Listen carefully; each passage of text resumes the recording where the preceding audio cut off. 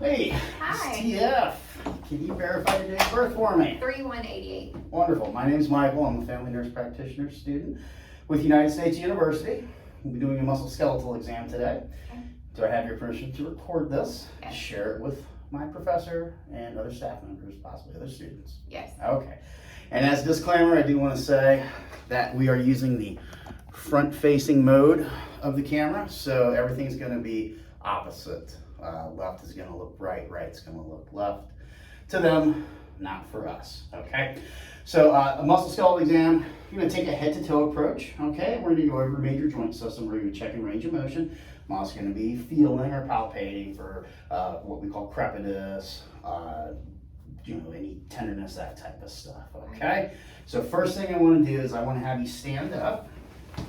I'm going to take a seat over here. Okay, I want you to come over this way for me and face this way. So first thing I'm going to do is I'm going to go ahead and put my hands on her hips, and I am looking for symmetry of my hands to make sure that they are equal, and that looks good. So next thing I want to do is I want to check spinal range of motion. So what I want you to do next, here, go ahead and stay that direction for me.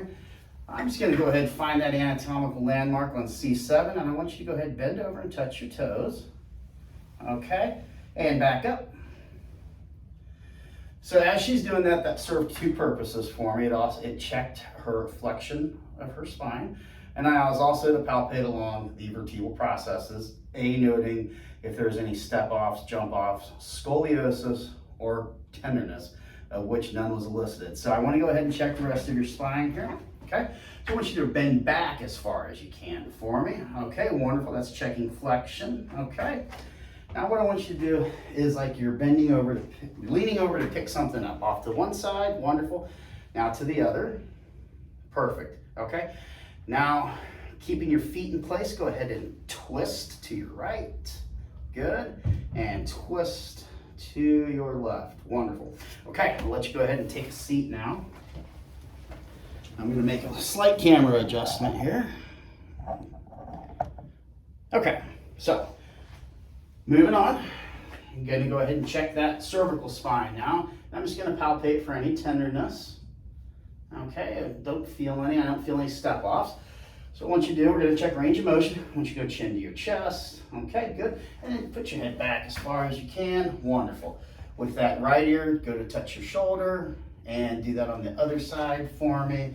Perfect. And then I want you to look over that left shoulder, look over the right shoulder. Perfect. Okay, I'm going to check that jaw now. I'm going to find that temporomandibular joint, and I want you to open and close your mouth just a few times for me. You have TMJ?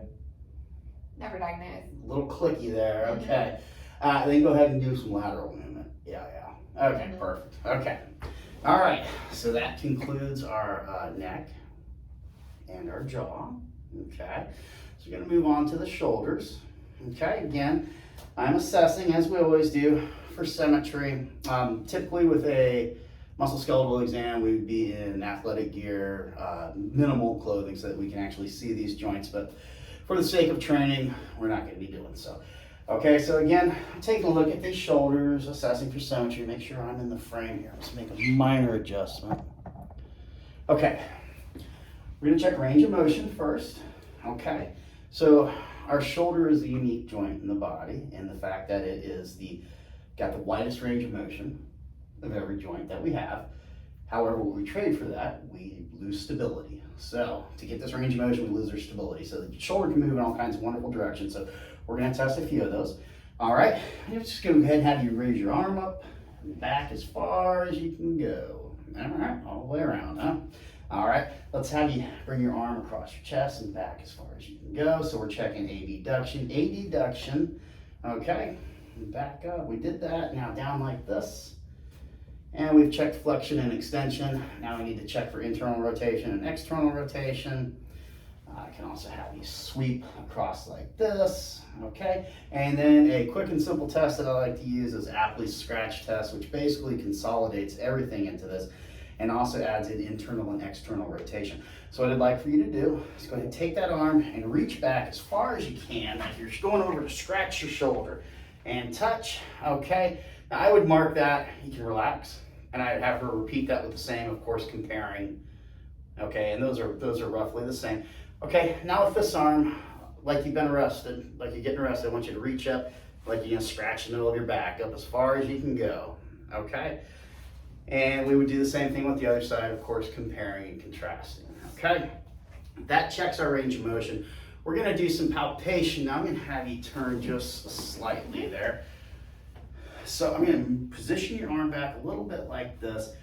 Kind of, yeah, perfect. We wanna get that shoulder exposed to palpate our anatomical landmarks here. So right now I'm feeling along the clavicle, and I'm at the acromioclavicular joint right now.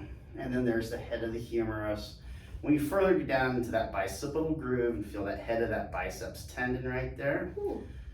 A little tender. Yeah. And then I'm a little digging in here, and I'm gonna get under there to those subdeltoid burses, and I don't really feel anything with that.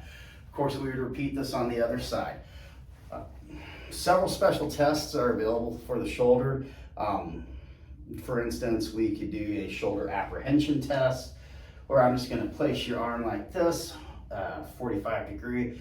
I'm gonna block that elbow and just push back on that. If that was a positive test, she would get mad at me and probably try to swing at me because she would have the sensation that her shoulder is going to dislocate or sublux.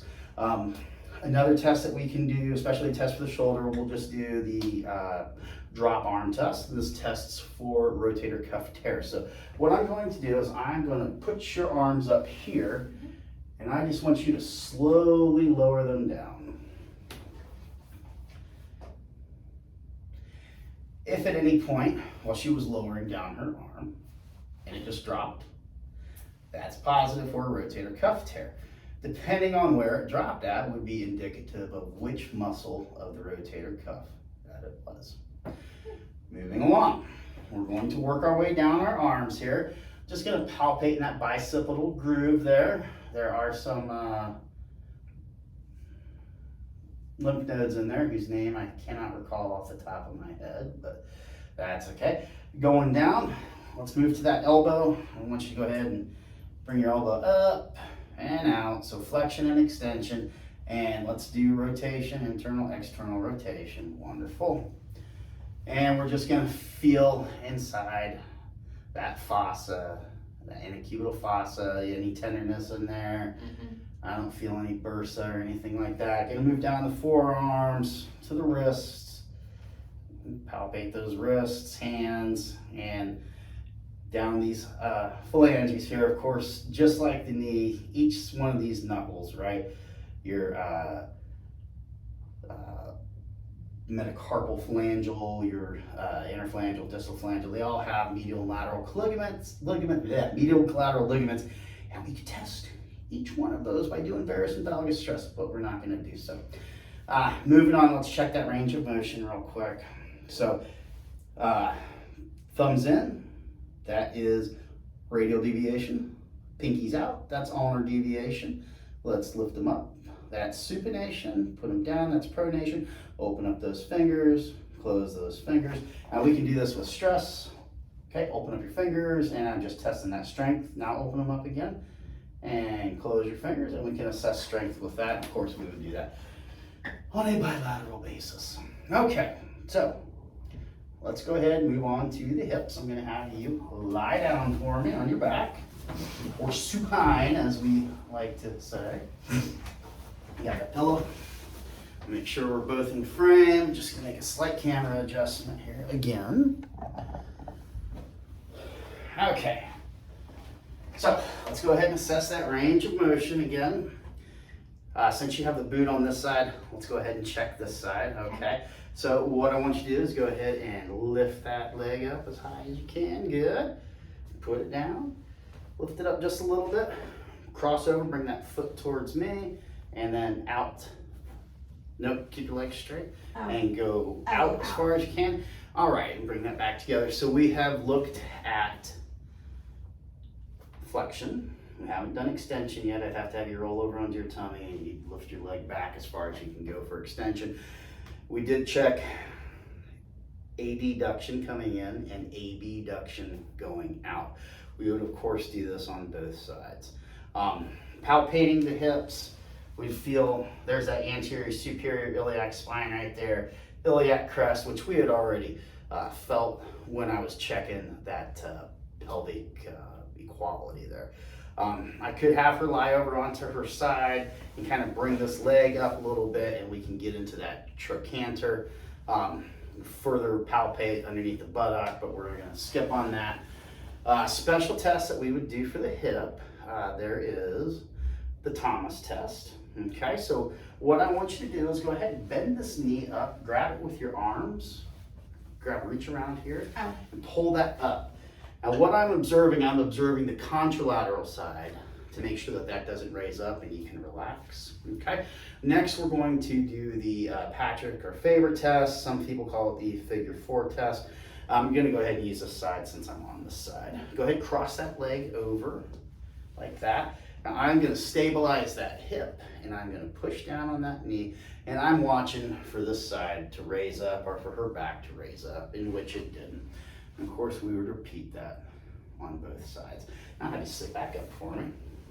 Scoot up to the edge there, a little off, and we're gonna check those knees. So again, go ahead and bring that up as far as you can and back as far as you can. Okay, I want you to kind of bring that ankle in, bring that ankle out. So we're checking internal, external rotation, flexion, and extension. You're gonna go ahead and palpate back behind this popliteal fossa. You just put your foot right there, that's fine. And back here, this is where you would find Baker's cysts at. Those are typically from trauma. Coming around, I feel that patella, that's free floating, getting under that patellar tendon.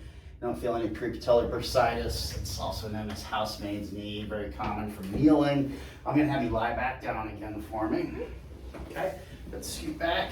I'm gonna come around. Actually, I'm just gonna stay on this side. All right, no, because you got that boot on. Let's just make sure that we got the camera frame and everything's good. I think we're okay on that. All right, so special test for the knee. Okay, so we got a lot of different things that make up the knee here. We've got an anterior cruciate ligament. We have a posterior cruciate ligament back there. And we have medial collateral, lateral collateral.